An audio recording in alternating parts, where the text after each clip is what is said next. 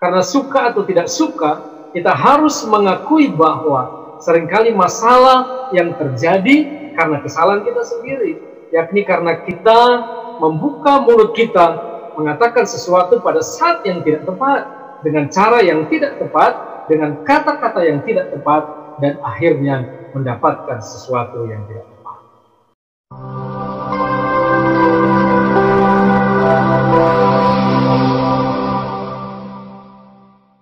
Shalom sahabat Lentera Injil TV.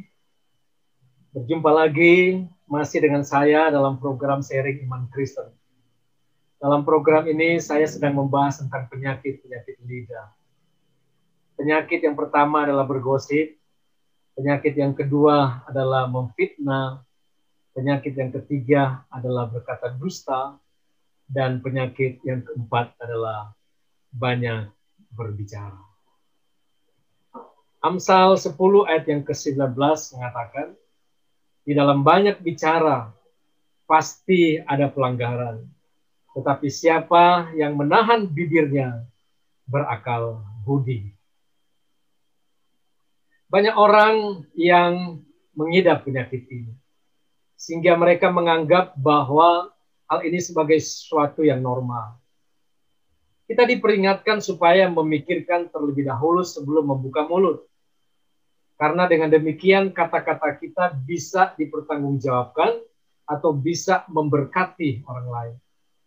Seringkali karena terlalu banyak berbicara dan karena memang sudah kebiasaan kita untuk selalu memperhatikan kekurangan orang lain, dan setelah itu kita mengkritiknya, maka tanpa kita sadari kita telah menyakitkan perasaan, bahkan telah merendahkan harga diri orang lain. Dalam suatu renungan harian, diceritakan tentang seorang pendeta yang mendapatkan kritikan dari jemaat. Selesai berkhotbah, seorang pendeta dihampiri oleh seorang jemaatnya yang usil dengan pernyataannya, "Pak Pendeta, saya rasa baju dan dasi yang Anda kenakan tidak serasi dengan warna jasnya. Lebih baik sederhana tetapi serasi, misalnya hitam atau putih.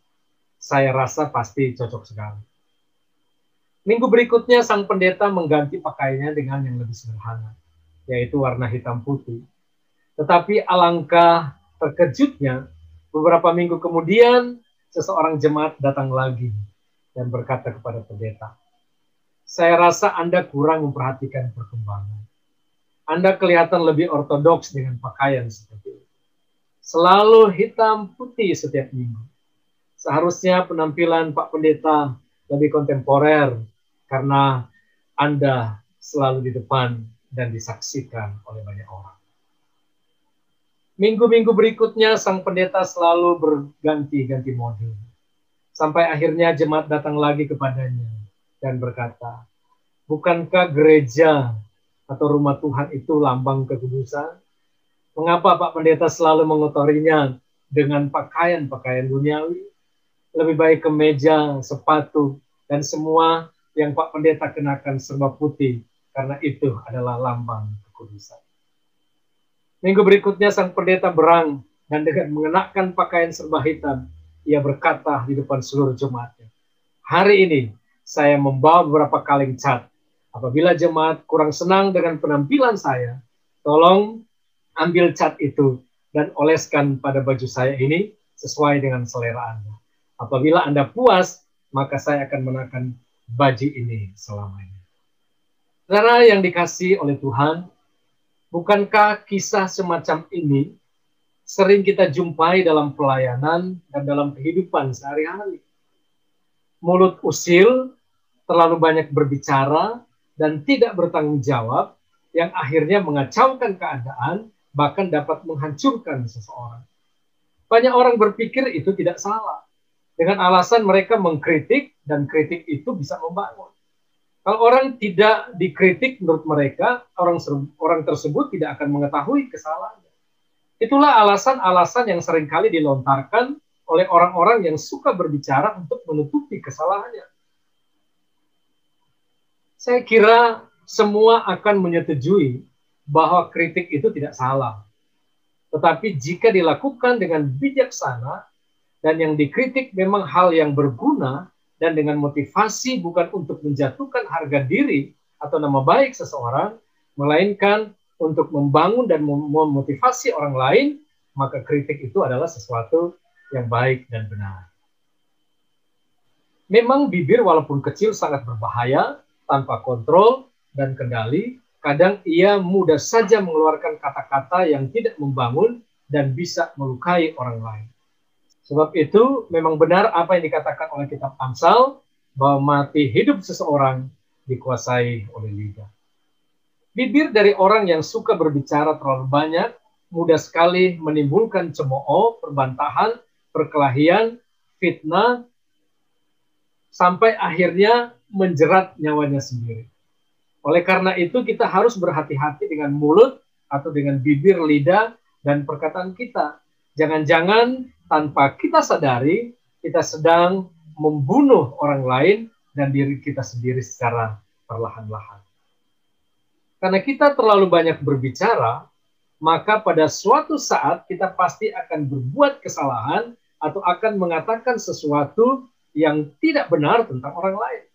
Kita akan menjadi orang yang berakal budi atau orang yang bijaksana ketika kita menahan bibir kita terhadap perkataan-perkataan yang tidak benar. Karena Alkitab juga memperingatkan kita supaya kita jangan memakai terlalu banyak perkataan di hadapan Tuhan. Khotbah 5 ayat 1 dikatakan, janganlah terburu-buru dengan mulutmu, dan janganlah hatimu lekas-lekas mengeluarkan perkataan di hadapan Allah, karena Allah ada di surga dan engkau di bumi. Oleh sebab itu, biarlah perkataan sedikit. Sebagai orang yang percaya, seringkali kita terlalu cepat berbicara kepada Tuhan. Bahkan seringkali dalam doa dan pujian kita telah berbohong kepada Tuhan. Yang saya maksudkan adalah kita terlalu cepat berkata-kata kepada Tuhan dan menyanyikan sesuatu kepada Tuhan, tetapi kita tidak hidup sesuai dengan perkataan kita dalam doa dan pujian itu. Kita harus berhati-hati dengan apa yang kita ucapkan. Karena suatu saat nanti kita akan mempertanggungjawabkan semuanya itu di hadapan Tuhan. Dan jika saat itu tiba, maka sudah terlambat bagi kita untuk berkata, Tuhan, maafkan saya karena saya hilang. Berbicara terlalu banyak adalah ciri dari orang yang bodoh. Hal ini dikatakan oleh firman Tuhan. Karena sebagaimana mimpi disebabkan karena banyak kesibukan, demikian pula percakapan bodoh disebabkan oleh banyak perkataan. Khotbah 5 ayat yang kedua. Derek Prince pernah mengatakan bahwa apabila Anda mendengar orang berbicara tiada henti-hentinya, Anda tidak memerlukan bukti lagi yang lebih banyak lagi untuk menyimpulkan bahwa orang itu sebenarnya bodoh. Dan orang yang berbicara terus dengan tiada henti-hentinya menurut Derek Prince adalah orang yang tidak memiliki ketenangan hati. Jika kita banyak berbicara, maka pasti akan ada potensi bagi kita untuk salah berbicara. Dan hal ini pasti akan membuat luka hati bagi orang-orang yang kita kasihi sekalipun. Kita melihat bahwa rumah tangga bisa menjadi rusak, persahabatan bisa menjadi retak, dan orang-orang yang dekat menjauh. Semuanya disebabkan karena kita tidak pernah mengontrol lidah kita atau terlalu banyak berbicara. Kita harus menyadari bahwa jika kita sembrono dalam berkata-kata, maka itu akan menimbulkan kemarahan, sakit hati, dan kesedihan. Penulis suatu renungan pernah berkata seperti ini. Saya mengenal diri saya sebagai pribadi yang banyak berbicara. Dan saya juga menyadari bahwa di dalam banyak berbicara pasti banyak kesalahan. Saya juga menyadari bahwa dengan kekuatan sendiri saya tidak mampu untuk mengekang lidah saya untuk mengeluarkan ribuan kata setiap hari. Karena itu, dalam memulai hari yang baru, saya selalu berdoa seperti Mazmur 141 ayat 3. Awasilah mulutku ya Tuhan, berjaga-jagalah pada pintu bibirku. Inilah solusi bagi kita orang-orang percaya agar senantiasa meminta kemampuan dari Roh Kudus untuk memiliki penguasaan diri yang tinggi dan bisa terhindar dari perkataan yang sia-sia. Karena suka atau tidak suka, kita harus mengakui bahwa Seringkali masalah yang terjadi karena kesalahan kita sendiri, yakni karena kita membuka mulut kita mengatakan sesuatu pada saat yang tidak tepat, dengan cara yang tidak tepat, dengan kata-kata yang tidak tepat, dan akhirnya mendapatkan sesuatu yang tidak tepat. Saudara yang dikasihi oleh Tuhan, seorang bapak yang kaya, yang tinggal di suatu desa yang terpencil pergi ke kota untuk berbelanja. Bapak ini tidak mengerti dengan nilai-nilai uang yang seringkali digunakan oleh orang-orang pada umumnya yang tinggal di daerah perkotaan.